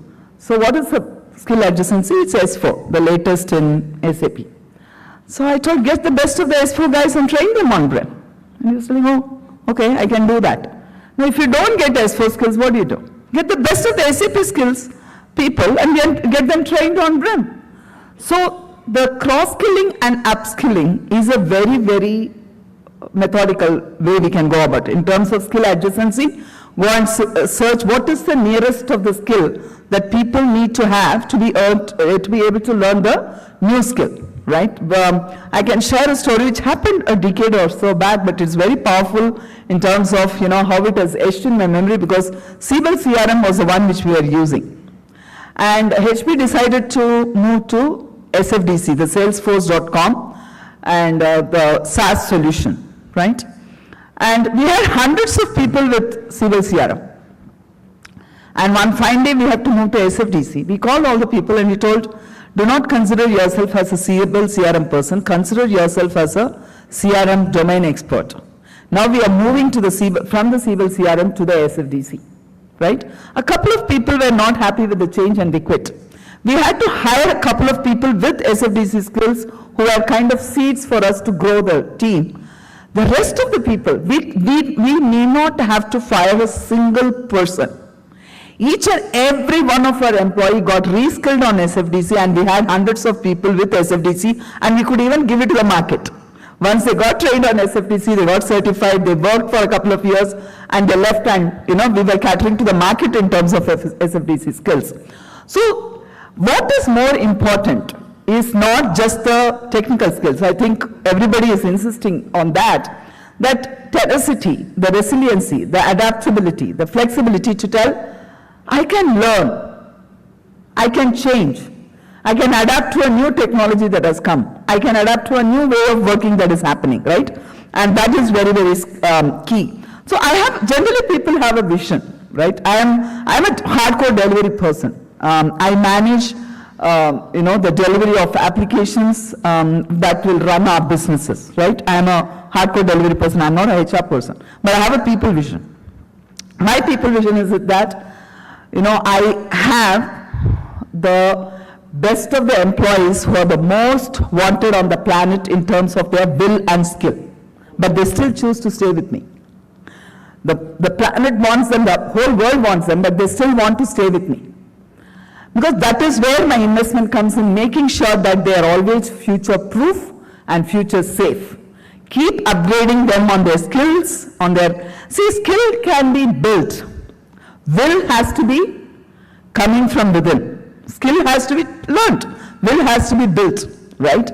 So we need to emphasize not just on technical skills, but on leadership skills, right? And I'm very glad that you have a program like this to build on the leadership elements. Today, even in the political scenario, if you look at it, in the corporate scenario, if you look at it, the leadership is a big gap.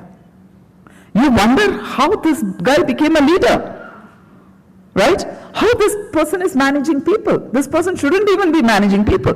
So there is a huge gap in terms of leadership skills, and we need to address that in terms of how to lead people, how to get the best out of them, how to take care of them, how to make sure that you can show what the future is, enroll them into that, and then we build something bigger and better. So leadership skills is extremely important, and we need to definitely build on that. I wish XCEED in building the leaders who can create path-breaking stuff for India and for the world. If you look at the world, it is the Indian leaders who are running many of the multinationals.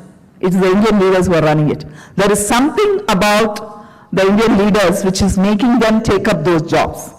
Why don't we create the pipeline of the best of the leaders that we can offer the world, and to make the world a better place, make the world more inclusive, to make the world more beautiful, okay? I wish XCEED a great success in building leaders of the future who can take the world to the next level. Thank you so much.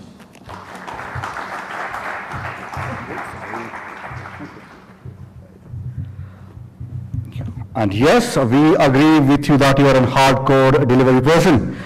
You deliver so much of topic with an ease. Your speech is as vivid as your story, and we love it, and it suits you. Thank you very much. I request Dr. Purnjit Chatterjee to hand over a memento from us as a token of love and respect.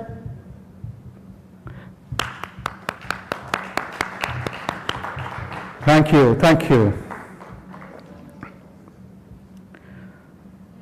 Well, I know, I understand. We have had quite a lineup of insightful speeches, haven't we? Yeah, it's like a TED Talk marathon. I have a script for that one, for that sake, okay. But fear not, the end is in sight. We are not here to test your endurance. Now, if you have been counting, the official speeches are done, right? It's 3. Thank you.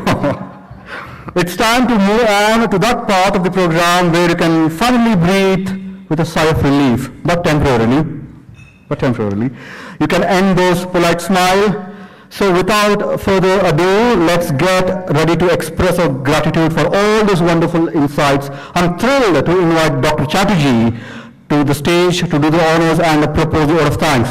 After all, this is the moment we have been waiting for. Dr. Chatterjee, come forward and help us wrap this enlightening session. Thank you. The stage is yours. Thanks, Dr. Kotresh, for doing the ceremonies in an exemplary way and exciting everybody. My name is Dr. Purnjit Chatterjee, and I know I'm the last person here before you're going to go to your cocktails and dinner, so I'll definitely keep it short. But I have the mantle now of leading this XCEED program under the guidance of Dr. Manasa. And I've got an excellent start because of this launch event, and that's like wind beneath my wings to take it forward. And I'm also very excited about it because I've been in both sides of the divide, having been in the industry for 30 years in telecom and IT, and I retired as a vice president from IBM in 2017. And after that, I've been about 6 years in the academics. And I really see the need for some of these education which you are well aware of, and my experience largely in telecom and IT is when people really move from their being purely from a technical background, many of them struggle to go to team management roles and leadership roles. And that is a critical point where we could help you get them that kind of team management and other HR skills to become good team leads and project managers and so on. Neither do they have the project management skills. It's typically not a skill that is taught in the engineering institutes in any significant manner. There might be one project management course, but that's very perfunctory, not really having that kind of detail and rigor like a PMI program. So there again is an area where we could help with that. And of course, we talked about this leadership skills, which is a very important skill required, and it's not something which always naturally comes to people when they move from this managerial role to a leadership role. So that again is a point where the leadership skills would really help them if a program or mentoring program or a guidance program along with some formal inputs would really help in that. So keeping these things in mind, we thought that we'd make these programs very industry specific, and that's why we have the partnership with BCIC, and that's what's kind of unique in our executive programs, that we are tied up with the industry body and all our programs are being vetted by them. And some of the programs we are delivering with in partnership with leading institutions, like the postgraduate program in business analytics has been done with KPMG. So we have KPMG consultants doing a large part of that delivery along with our faculty. So that course will be very much cutting edge, top of the line, not like any other business analyst program. It's done by practitioners and giving examples from industry. It will be anonymized customer data from from KPMG, which will be the case studies. There will not be some theoretical case studies as an example. The other one is the postgraduate program in financial analytics, which we are doing with National Stock Exchange. So again, we are getting all that input from Stock Exchange with all their expertise there. So that program would also be very much specific to industry. And similarly, we have program in digital marketing with some of the leading people who've been associated with MICA and other organizations, which will bring in some of the latest trends in digital marketing, and that's really a hot skill for everybody, and a lot of people want to build that skill within the organization as well. And obviously the postgraduate program in management is a compressed business management program, which will within 12 months give you that knowledge. And that's all of these programs, the 12-month programs, are AICTE approved, and so that should be quite relevant for you. So so really looking forward to hearing from your training needs or your needs for these kind of allowing your employees to get to these programs, because the benefit of that is that it helps in not only make you look more caring for your employees and leads to employee retention by giving these programs, other than of course giving them better skills to deliver on their job, which is anyway necessary, but it's also a way of caring for your employees and giving them the opportunity to learn additional skills so that they can grow their careers and make them more loyal to your organization. So those are the kind of obvious benefits that would accrue if you allow them to do these programs. And having been on both sides, I can clearly say that we assume a lot of things that people can just evolve and get these skills, but some of the best coders really make lousy project leads, project managers, and some of the managers don't necessarily automatically become a leaderizer. So it's not something, it's a natural process of progression that you become from a coding guy to the top sales guy is not really going to become the top sales manager, because the skills required for leading a sales team is completely different or quite different from being the sales guy on the ground. So that they require a different set of skills. So those things are areas where business skills would really help your organizations do better. So we are looking forward to hearing from that. And now, of course, I move to the, I know I'm definitely said I'm not going to take too much time, so I'm moving to the formal vote of thanks, which is very much necessary at the end of the program, because otherwise this would not be right to not thank all the people who had contributed to make this event happen. I will start by thanking the Honorable Minister of Industries and Commerce, Government of Karnataka, Shri M.B. Patil, who had graced our launch event and taken out very valuable time from his busy schedule. Thanks to Dr. S. Devarajan, President BCIC, for his inspiring presidential address, our beloved Chairman, Dr. M.R. Jairam, Vice Chairman, Shri M.R. Sitaram, and our guiding lights, our Director, Shri M.R. Anandram, CE, Shri B.S. Ramprasad, our CFO, Shri G. Ramchandra, for their gracious presence and their speeches. Thanks for the presence of Mr. T.R. Parsuram, past BCIC President, Mr. Vineet Verma, Senior VP BCIC. We had the privilege of hearing him as well. Medical, our CE of the Gokula Education Foundation Medical Colleges, Shri Srinivasa Murthy. I would like to express my grateful appreciation and thanks to our esteemed industry speakers as well, who really made this event meaningful with their insightful views.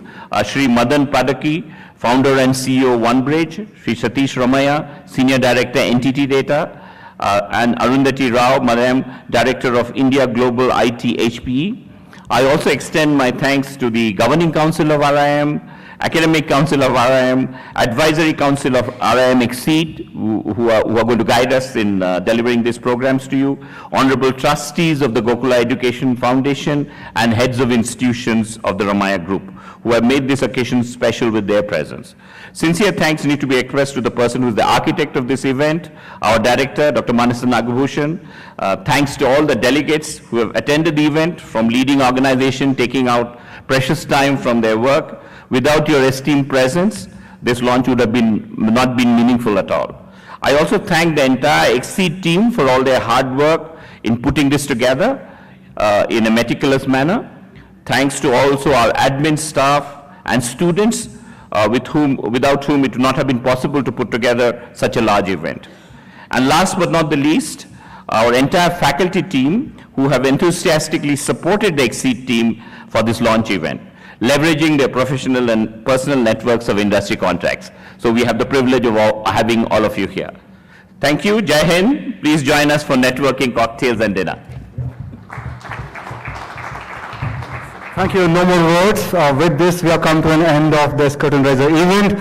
Yes, we know it's Friday and we don't want that to go in vain. We have a beautiful dinner arranged there with some cocktail. Please have a cold one and have a discussion. Thank you very much. Cheers. Thank you.